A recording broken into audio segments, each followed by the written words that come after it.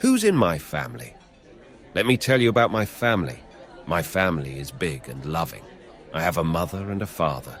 They are kind and take care of me. My father works in an office. He likes to read newspapers. My mother is a teacher at a school. She likes to cook delicious meals for us. I have 2 sisters and 1 brother.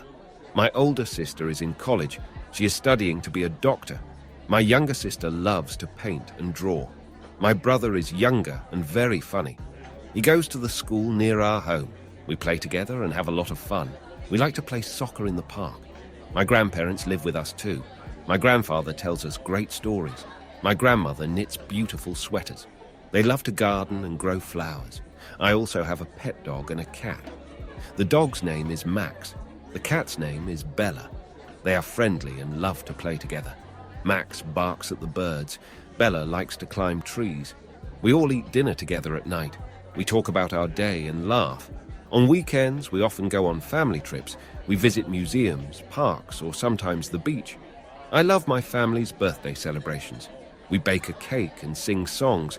We give gifts and make the day special. My family is very important to me. I have aunts, uncles, and cousins too. We see them on holidays and special occasions. We have big family gatherings and enjoy our time. I love my family very much.